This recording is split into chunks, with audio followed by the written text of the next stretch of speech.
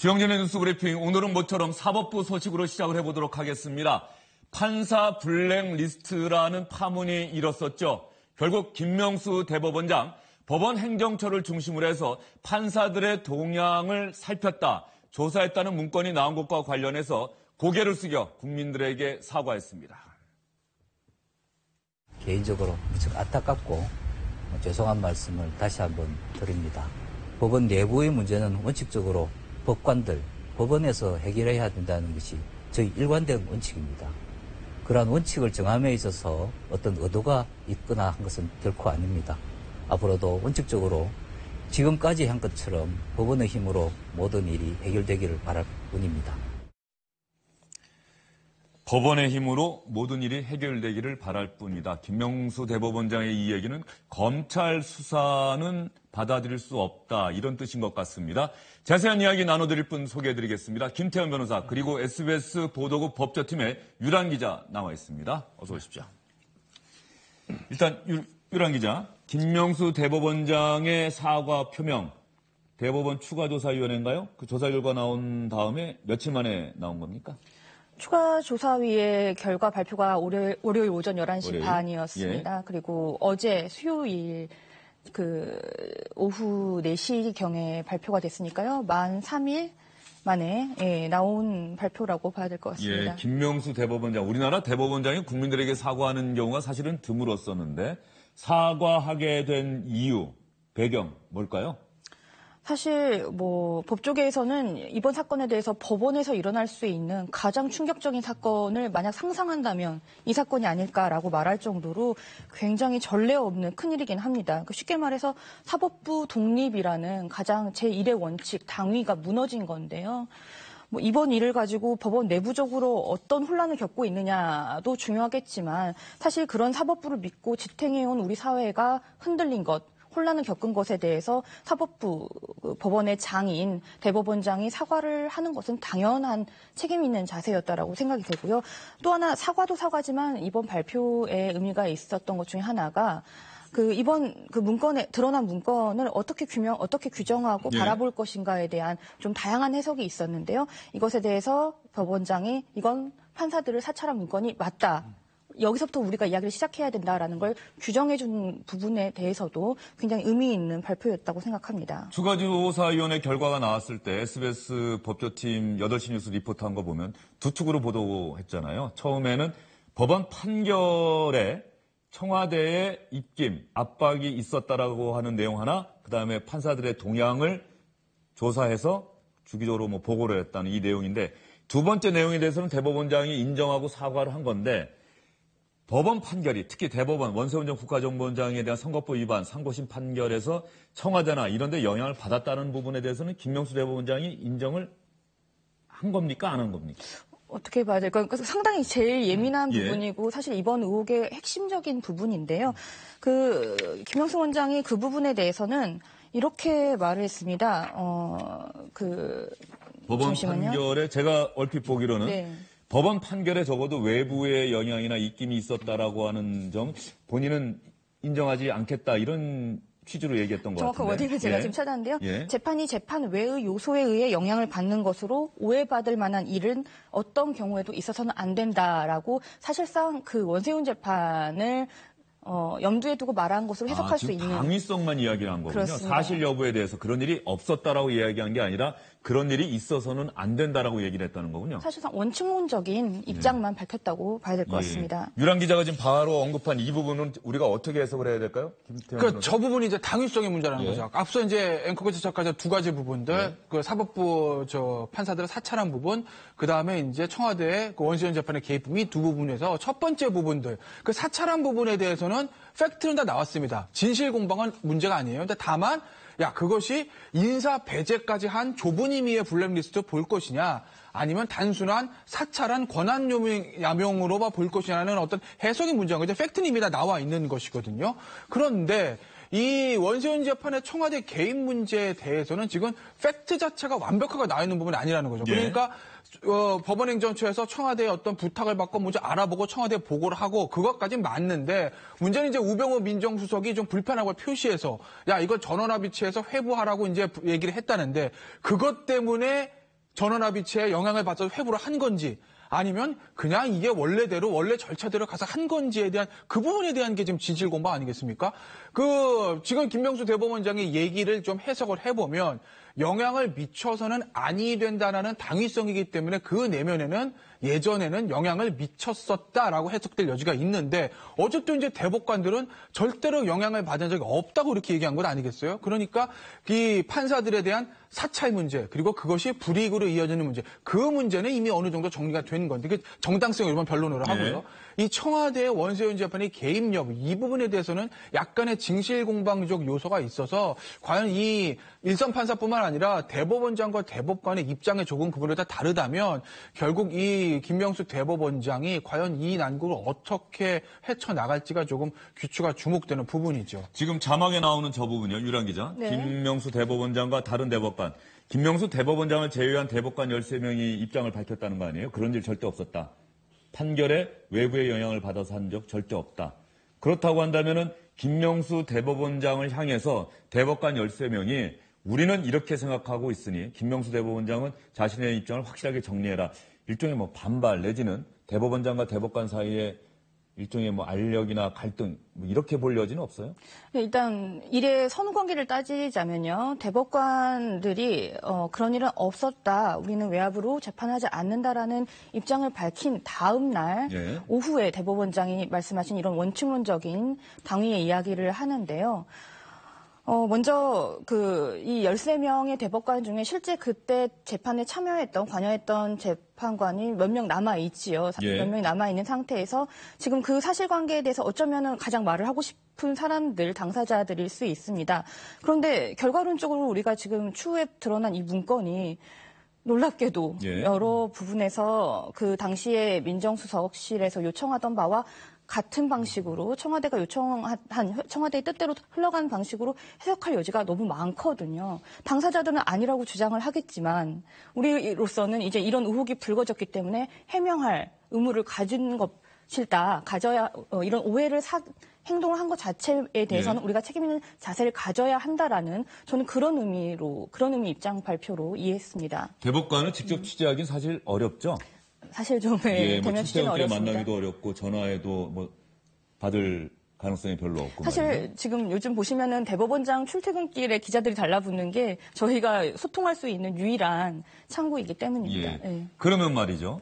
추가조사위원회의 조사 결과 발표, 외부 법관들을 거점 판사를 중심으로 해서 동향을 살폈다는 그런 내용의 문건이 확보가 됐다, 발견됐다라고 발표됐을 때 법원 내부 분위기는 어땠어요? 사실 상당히 치욕스러운 날이라고 생각할 수밖에 없었을 것 같은데.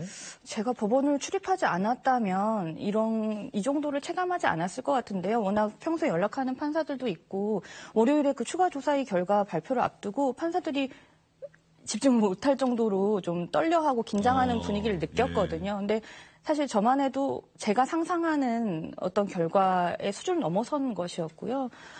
저는 이렇게 생각합니다.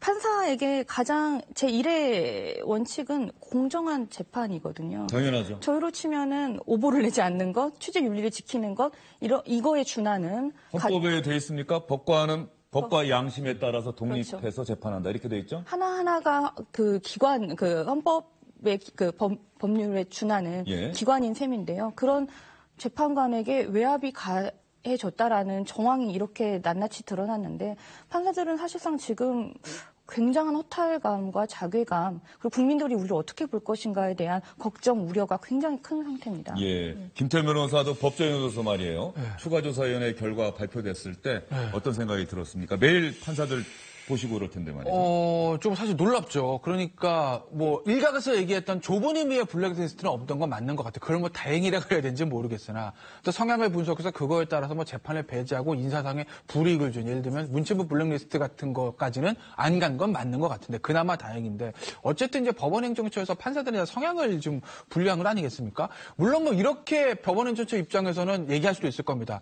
조직을 관리하다 보면 이 조직원들의 성향을 분석하는 건 어쩔 수가 없는 일이야. 뭐 이렇게 변명할 수도 있겠으나 이게 일반적인 조직이 아니라 이제 법원이라는 거거든요. 그러니까 앞서 말씀하신 대로 법은 어쨌든 사법부의 독립이라는 것은 뭐 민사소송법이나 형사소송법이 아니라 헌법에 보장되는 헌법 가치인데 실질적으로 그것을 통해서 인사상 불이익을 주지 않았다고 하더라도 알게 모르게 성향의 분석을 당하고 있다라는 것을 만약에 판사들이 알게 되면 나름대로 좀 뭐랄까 독립적인 어떤 판단하는데 조금 알게 모르게 장애로 작용할 가능성은 충분히 있는 것 아니겠습니까? 그냥 굳이 뭐 안 해도 될 일을 왜 이제 법원행정처에서 이렇게 했는지. 그리고 사실 법원행정처라고 하면 뭐 아시는 분은 아시겠지만 법원 내에서 최고 엘리트, 어떤 의미에서 보면 사법연수원 수료 성적이 거기에 있어서 가장 좋은 사람들이 가는 법관 엘리트 중 엘리트를 가는 곳이거든요. 예. 엘리트 판사들이 모여서 조사해서 뭐 이 판사는 어떠한 사람이고 어떻게 하는 이거를 하고 있었다는 게 정말 좀 안타까운 예. 생각이 듭니다. 엘리트라고 하는 표현을 들으니까는 유란 기자는 잘 모를 텐데 예전에 교복 있었을 때 엘리트라고 하는 상표가 있었는데 말이죠. 저도 그거 입었습니다. 유란 기자도 엘리트 교복 입었습니까? 예. 근데 법원 내 엘리트들이 간 법원행정처에서 정말 국민들이 용납할 수 없는 그런 일을 했다. 이건 상당히 충격적인 사실인데 조사위원회가 아주 끝난 거예요. 김명수 대법원장 이야기 들어보면 또 다른 추가 조사위원회가 또 만들어지는 겁니까? 이 역사라고 해야 될까요? 아주 짧게 말씀을 드리면요. 이 의혹이 불거졌을 때 대법원 차원에서 진상조사위원회를 한 번 꾸려서 이미 결론을 냈었습니다. 작년에요. 그때 결론이 없다. 하지만 우리가 그 해당 컴퓨터를 조사하진 못했다. 그렇기 때문에 그 컴퓨터 안에 문건이 있다라고 분명히 들은 판사가 있는 입장에서 법원 사회에서는 이대로 이 조사 그 결과를 결과 우리는 납득할 수 없다. 납득할 수 없다. 예. 그래서 전국 법관대표 회의를 열어서 계속적으로 요청을 했고 예. 지난해 9월 새롭게 취임한 김명수 대법원장이 이 요청을 받아들여서 꾸린 게 이번 추가조사위원회입니다. 그래서 추가조사위원회군요. 네, 그리고 이번에는 컴퓨터를 조사를 한 거죠. 했더니 정말 그 의혹에 해당하는 그 수준을 넘어서는 문건이 나와버렸으니 그런데 아직도 단 하나 그 임종원 전 법원행정처 차장의 컴퓨터는 끝까지 열지 못했습니다. 이 임종원 차장이 지금은 외부인이라는 판사를 이제 그만뒀기 때문에 외부인이라는 이유 때문에 그 컴퓨터는 오픈이 안 된 상태인데요. 근데 그 안에 760개 정도의 비밀 문서 파일이 있는 겁니다. 그러면 이것조차 우리가 꺼내서 봐야만 이 의혹이 완전히 해결된다라고 또 주장하는 분들이 많이 계시고요. 그러면서 이제 한 번 더 그 어제 또 김명수 원장이 밝힌 대로 추가 조사를 한 번 더 하게 된다면 그거는 이제 2차 추가 조사이고 조사 전체로 보면 세 번째 조사가 되게 될 것 같습니다. 임종원 전 법원행정처 차장의 비밀 파일 과연 법원의 또 다른 판도라의 상자가 될지 어떨지 제2의 추가조사위원회가 구성이 되면 아마 조사를 할 것 같고 검찰 수사로 갈 가능성은 어때요? 검찰도 지금 사실 법원 분위기도 살피고 여론도 살피고 이래야 될 것 같은데 김명수 대법원장은 사실 법원 내일은 법원이 알아서 한다는 게 내 원칙이다라고 선을 걷잖아요. 검찰 수사 이루어질까요? 어떨까요? 일단 이미 지금 고발돼 있는 상태에 놓인 전현직 원장, 그러니까 그 양승태 전 원장대로 이 의혹과 관련해서 한 시민단체의 고발이 들어가 있는 상태고요. 그다음에 현 원장인 김명수 원장의 경우에는 이번 추가조사위의 조사 방식이나 이런 목적 등이 문제가 있다라고 그 자유한국당 주광덕 의원이 이미 앞서 고발을 한 상태입니다. 이 고발 사건이 그 검찰 중앙지검에 배당이 돼 있는데요. 여기서 추가 고발도 앞으로 좀 이루어질 당장 29일에 또 참여연대가 고발을 또 한다고 하고요. 그러니까 고발 사건은 고발 사건대로 있는 상태에서 뭐 특검 도입 이야기도 있고요. 그러니까 앞으로 이 향후 어떻게 될지는 좀 더 검찰도 지금 추이를 지켜보고 판단한다는 건데요. 충분히 가능성은 있어 보입니다. 예, 검찰이 지금 뭐 청와대도 압수수색하고 국정농단 사건 때 물론 좌절하긴 했습니다만 어쨌든 간에 법원 행정처를 수사하게 된다면은 압수수색할 수밖에 없잖아요. 그런 일이 일어날까요? 글쎄요, 뭐 일단 이 검찰도 굉장히 좀 곤혹스러울 거예요. 이게 예를 들면 판사가 뭐 개인의 예전에 이제 판사 고법 부장판사가 판사실에서 돈 받은 적 있지 않습니까? 뭐 그런 사건이라면 부담 없이 가서 이제 수사하고 이렇게 할 텐데 이게 그게 아니라 어떻게 보면 이제 조직 내부의 일이나 마찬가지. 거거든요. 그렇기 때문에 이거를 이제 그리고 더군다나 예를 들어 양쪽에 고발됐는데 양승태 대법원장 같은 경우는 이제 직권남용 아니겠습니까? 블랙리스트 만드는 거. 근데 또 이 조사 결과 보면 아까 제가 말씀드렸듯이 문체부 블랙리스트는 그걸 사찰해서 뭐 이 업무를 배제한다든지 불이익을 준 또 그건 또 없어요. 그러니까 딱 이게 문체부 블랙리스트처럼 블랙리스트 이게 직권남용이 성립하느냐? 이 부분에 그것도 좀 얘기가 있고 또 반대로 지금 김명수 대법원장 고발된 부분은 야 이거 당사자 동의 없이 이거 PC 열어 이 부분인데 이 부분도 과연 이게 죄가 되는지도 애매한 부분도 있거든요.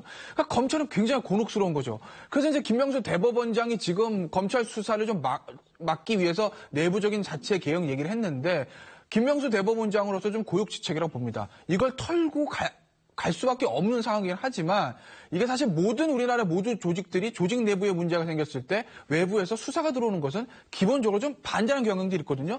더군다나 사법부입니다. 알게 모르게 이 사법부는 법원은 똑같은 이 법조인이고 법조 3년, 변호사까지 3년이라고 하지만 변호사는 말할 것도 없고 검찰보다도 우리가 우위에 있다라는 그런 의식도 좀 있는 것은 사실인데 우리 조직 내부의 문제를 가지고 우리가 해결하지 못하고 검찰의 손을 빌린다는 것은 아마 그것도 달갑지 않을 겁니다. 그래서 아마 김명수 대법원장도 자체 개혁을 하겠다라는 얘기를 했는데 김명수 대법원장의 3차 진상조사, 그다음에 자체 개혁 이것이 제대로 이루어지지 않고 또다시 뭔가 앙금이 남는다고 하면 검찰에 들어갈 수밖에 없겠죠. 그러니까 그것을 막기 위해서라도 아마 김명수 대법원장이 법원 내부적으로 좀 빠르게 좀 움직이지 않을까 이렇게 봅니다. 법원 개혁에 책임을 지고 취임한 김명수 대법원장 아마도 이른바 판사 블랙리스트 이 건을 어떻게 처리해낼 것인지 과연 법원 행정처 개혁을 이뤄낼 것인지 이 부분 판사들은 물론 전 국민이 주시하고 있을 것 같습니다. 유란 기자가 나온 김에 이번에 검찰 수사 관련 소식 하나 더 여쭤볼게요. 이명박 전 대통령의 조카 이동영 다스 부사장 검찰 조사받고 집으로 돌아갔습니다. 검찰에 출석할 때 기자들의 질문에 상당 부분 적극적으로 대답을 했는데 집으로 돌아갈 때도 기자들의 질문에 대답을 잘했을까요? 목소리 나온 보도 나왔는데 혹시 얘기는 들으셨을 것 같은데 못 들었습니다. 못 들으셨어요? 이게 부사장님이 직접 통화하신 내용인데 모르겠습니다. 전혀 모르겠어요. 네, 그런 내용 전혀. 이시영 씨가 회사의 실질적인 오너다 이런 식의 취지로 말씀하신 게 이제 보도가 쭉 나왔는데요. 전혀 모르겠습니다. 그건. 네. 근데 부사장님 목소리가 나온 거라서. 네, 죄송합니다. 부사장님 그럼 죄송한데 불법 자금 조성 혐의에 대해서는 조사 받으셨어요? 네, 성실히 임했습니다. 이동영 부사장 바로 옆에서 질문한 기자가 SBS의 김정우 기자인데 김정우 기자가 사실 질문한 내용이 어제 MBC에서 톱뉴스로 보도했던 내용 아니에요? 이동영 부사장의 녹취 파일이 공개가 됐다. 거기서 보면은 사실상 이명박 전 대통령의 아들 이시영 씨가 다스의 실권을 주었고 그래서 사실상 이명박 전 대통령이 다스의 실소유주라고 추정할 만한 근거가 되는 발언이다라고 했는데 결과도 기자들이 질문하니까 부인을 하네요. 그러게 말입니다. 이 부사장은 어제 한 방송사 메인 뉴스 말씀하신 뉴스에 공개된 측근과의 통화에서 이 전 대통령의 아들인 시영 씨에 대해서 MB를 믿고 다스를 자기 거라고 회사에서 마음대로 하고 있다라고 발언을 했거든요. 이 다스 핵심 관계자와 통화한 내용이 담긴 음성 파일이 공개된 직후에 오늘 새벽에 이제 나가다 보니 기자들이 자연스럽게 그 질문을 하게 된 것인데요. 역시나 모른다라고 대답을 했습니다. 사실 검찰 쪽에서 그런 얘기가 나온 것 같아요. 그 녹취 파일로만 우리가 다스가 이명박 전 대통령의 소유다라고 확정할 수 있는 근거까지는 안 되는 것 같다. 그죠? 네, 맞습니다. 그런 얘기가 나왔던 것 같은데 이제 이상득 전 의원 내일 소환한다고 하고 죽지 않는 한 내일 꼭 나올 것이라고 변호사가 얘기했는데 이상득 전 의원까지 소환하고 나면 다스 이 부분 좀 수사가 정리되지 않겠어요? 이상득 전 의원 같은 경우는 사실 국정원 특수활동가니까 다스라는 예. 직접적인 관련은 없는 건데 지금 이제 어제 때부터 이제 이동영 씨가 출두하고 그런 녹취가 보도되면서 다스가 또 이제 초미에 국정원 특활비를 제치고 또 이제 관심사 1위로 올라서지 않았습니까? 그런데 아마 이명박 전 대통령 측은요, 글쎄요 그 내부의 움직임을 제가 알 수는 없지만 아마 지금 다스를 신경 쓸 여유가 과연 있을까? 아마 저는 이런 생각이 듭니다. 왜냐하면 국정원 특수활동비의 수사가 워낙 지금 강하게 진행되고 있고 아시겠지만 구속되는 김백준 전 기획관의 아마 구속기간 만료가 제가 알기로 2월 한 초 정도로 알고 있거든요. 그럼 2월 초 이제 구속 기소를 하게 되면 그러면 이제 공소장이 나옵니다. 그럼 그 공소장에는 어떤 형태로든지 이명박 전 대통령과 관련이 있으면 있다. 없으면 있으면 공모하여, 없으면 아예 빠져있는 어느 정도 수사 결과가 나오게 될 것이거든요. 그렇게 되면 김백준 전 기획관이 구속 기소되면 그 공소장에 보면 관급 국정원 특활비에 이명박 전 대통령이 어느 정도 관련돼 있으니까 알 수 있다라는 거죠. 즉 이명박 전 대통령 운명이 결정된 날이 한 보름 정도 남았다고 볼 수 있는 건데 그렇다고 보면 그 중대한 문제를 놓고 과연 이명박 전 대통령이 다스 문제에 신경 쓸 여력이 있을까? 저는 좀 그런 생각이 듭니다. 예. 어쨌든 간에 검찰의 다스 그리고 국가정보원 특수활동 이 두 축을 중심으로 한 검찰 수사 상당히 속도를 내고 있고 아마도 다스 부분은 좀 먼저 정리가 될 것 같다 그런 전망이 나오고 있죠. 네, 그렇습니다. 동계올림픽 개막식 전이 될까 후가 될까 이명박 전 대통령 소환에 대해서 다스 실소유주 의혹뿐만 아니라 국가정보원 특수활동비 수수 의혹이나 군사이버사령부 댓글 공작 의혹 등 다양한 세 가지 정도의 큰 축의 의혹을 지금 받고 있는데요.